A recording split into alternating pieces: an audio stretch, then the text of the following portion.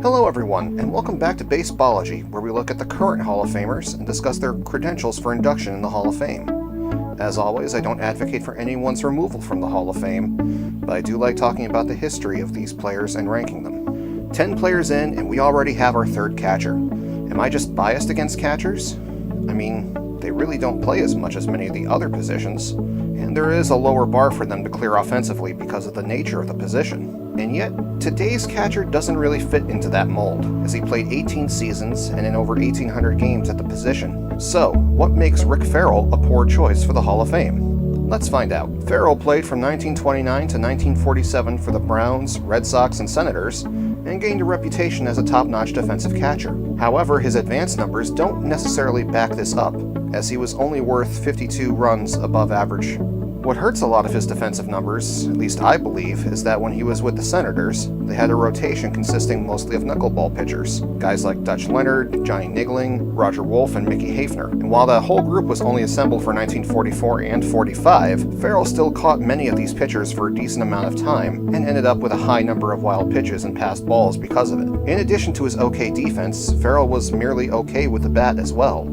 He posted a .281, .378, .363 slash line, which was good for a WRC plus of 98, just 2% below league average. He carried a good on-base percentage and decent batting average, but played at a time of high slugging percentage, with players like Lou Gehrig, Joe DiMaggio, Jimmy Fox, and so on, that would dwarf any offensive value he carried. Ferrell also suffers highly from peer effects.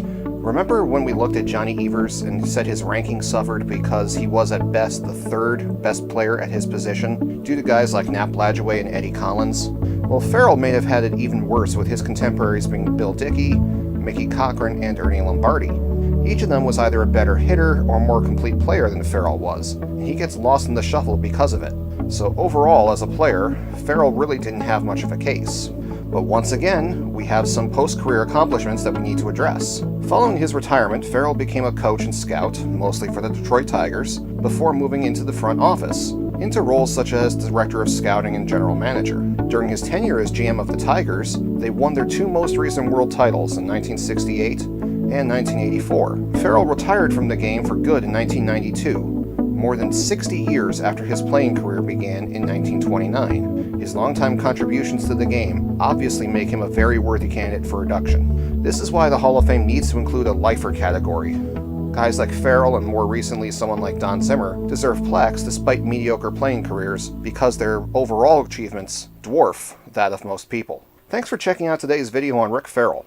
Leave a comment below to let me know what you think of his selection. Please hit the like button if you like what you heard, and hit the subscribe button to find out when the next video comes out. Speaking of which, who is next?